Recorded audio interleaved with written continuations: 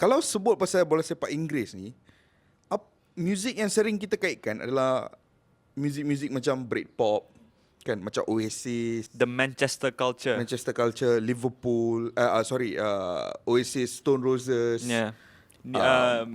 Blur, Blur. kan, muzik-muzik Britpop yang kita akan The sering Verve. kaitkan, The Verve, yang kita akan kaitkan dengan bola sepak Inggeris. Tetapi realitinya ada satu era bola sepak Inggeris ni yang boleh kita kaitkan dengan satu genre muzik yang completely berbeza, iaitu heavy metal.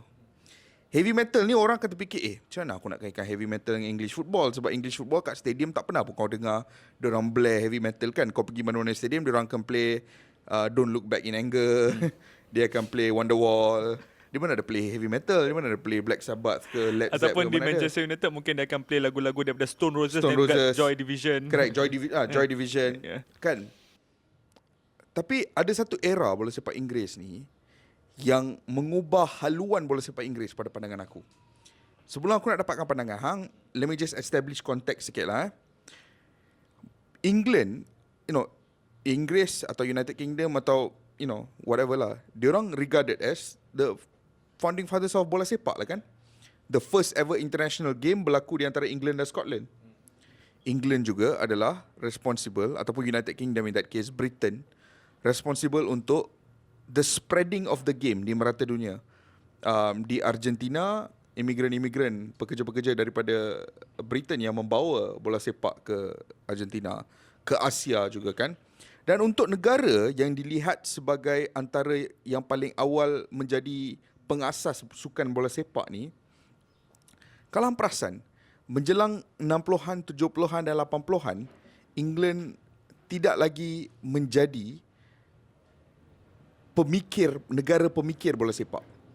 Kerana pada ketika itu, negara-negara lain di Eropah seperti Netherlands, seperti Spanyol, seperti negara-negara lain mula melahirkan lebih banyak pemikir bola sepak. Mula melahirkan satu bola sepak yang lebih cultured. Bahkan sekarang, kalau kau lihat sekarang, bola sepak Spanyol, bola sepak Perancis, bola sepak Jerman, bola sepak Belanda, semua digelar sebagai bola sepak yang lebih progresif. 2021, bola sepak England masih lagi bergelut dengan reputasi Route One football. Bola sepak yang lebih kepada direct, bola sepak yang lebih kepada agresif, kan? Dan bila hang lebih membaca pasal benda ni, ini teori aku lah, pandangan aku rasa benda ni berhubung rapat dengan situasi politik dan gejala sosial pada 70-an dan 80-an. Aku rasa itu adalah titik perubahan penting dalam konteks bola sepak. Sebab 60-an tu masih lagi ada Man United memenangi European Cup. Masih lagi ada Liverpool di bawah Bill Shankly yang mula mengatur pasukan-pasukan yang baik, kan. Tetapi kemudiannya berlaku satu titik perubahan dalam bola sepak England 70-an dengan gejala sosial, dengan masalah politik yang melanda Britain. Pada ketika itu unemployment sangat tinggi. Pada ketika itu kemarahan kau boleh rasai di setiap streets of London, kan. Dan aku rasa itu adalah satu era kegelapan buat Britain. Dan era kegelapan tersebut mencipta satu senario di mana heavy metal menjadi genre muzik yang dominan bersama dengan punk, dan pada masa yang sama corak bola sepak yang dimainkan juga menjadi lebih agresif, seolah-olah berteraskan heavy metal pada ketika itu. Di era 70-an 80-an, kalau kita tengok situasi sosial, ekonomi dan juga politik England, mereka berhadapan dengan satu permasalahan yang sangat besar. Sebenarnya, permasalahan ini bertitik tolak daripada selepas Perang Dunia Kedua. Selepas Perang Dunia Kedua, ketika prajurit-prajurit muda England pulang ke kampung halaman mereka, mereka tidak hanya pulang bersyukur yang mereka masih hidup, tapi mereka pulang membawa satu sakit psikologi yang sangat kronik. Mana tak sakit, Kish? Hari-hari tengok orang berbunuhan sama sendiri. Benda tu akan jadi satu permasalahan kepada sesiapa saja manusia normal. Kalau manusia normal, kita tak sepatutnya tengok orang berbunuhan setiap hari. Dan perkara tersebut, war veterans ni diturunkan generasi ke generasi. Dan ia tidak dibantu oleh situasi sosial di mana setiap kepimpinan Perdana Menteri England pada masa itu mempunyai permasalahan sendiri. Ada yang cuba membetulkan permasalahan ini, ada yang cuba melawan rakyat dengan cara limiting the resistance. Resistance ada di mana-mana pada masa itu. Di setiap council houses, di setiap komuniti masyarakat, di setiap lingkungan ada permasalahan ini. Sehingga kan pada tahun 70-80-an tu, anak-anak muda ni, mereka menganggap apa tau? Anak-anak muda lelaki khususnya. Mereka menganggap yang kalau nak berjaya, sama ada jadi pemain bola sepak profesional ataupun join a band. Itu adalah satu-satunya cara untuk mereka escape betapa teruknya situasi mereka pada masa itu. Dan ini sangat kita terkejut untuk belajar sejarah macam ni, kerana kalau kita tengok balik, England adalah salah satu kolonial paling prolific tu. Mana di dunia ni yang mereka tak cuba colonize kan? Semua ketamakan mereka tu akhirnya memakan diri mereka. Jadi bola sepak itu mengikut intonasi yang sama dengan social problem mereka ni. Di tahun 70-an 80-an, walaupun situasi sosial mungkin aku anggap semakin membaik ke sini, dia semakin membaik kan. 70-an 80-an sangat teruk. Sehingga kan itu digambarkan juga di setiap stadium bola sepak di sana tu. Bola sepak Route 1 tu tadi yang Han cakap tu, salah satu sebab kenapa mereka main Route 1, kerana mereka nak lepaskan bola secepat mungkin daripada kaki supaya tak ada tackle yang boleh patah kaki. Correct. Sebab semua youth, semua belia di sana sangat marah. Yep. Ada anger yang solid kat dalam diri mereka. Bukan mereka nak benda tu, Kish, tetapi hasil daripada akumulasi situasi yang mereka hadapi pada masa tersebut. Jadi ada satu perkara yang kita tak tengok, kita dah tak jumpa daripada bola sepak Inggeris sehingga sekarang. Penguasaan di peringkat Eropah. Ketika band-band seperti Led Zeppelin, Black Sabbath, Pink Floyd mula menerjah dunia 70-an 80-an, ini adalah post-Beatle era. Bola sepak juga sedang evolving pada masa itu. Holland bermula dengan mereka punya penguasaan di awal 70-an, dan selepas itu Itali, selepas itu Spanyol, selepas itu juga Brazil, banyak negara-negara lain. Tetapi cara England mendominasi bola sepak Eropah melalui pasukan-pasukan seperti Nottingham Forest pada masa itu, Leeds United pada masa itu, dan juga Liverpool pada masa itu adalah melalui kekerasan. Correct. Jadi kalau orang katakan Liverpool tu mula bermain heavy metal football sejak 2016, sejak Jurgen Klopp berada di sana, itu adalah satu tanggapan yang salah. Kerana Liverpool sudah pun bermain heavy metal football Setuju. pada tahun 70-an. Correct. Bawah Bob Paisley kan. Kalau kita pergi tengok style, kalau kita pergi tengok highlights video kat YouTube, cari video-video lama Liverpool bawah Bob Paisley, tak masuk akal kita akan nampak mereka bermain dengan satu cara agresif.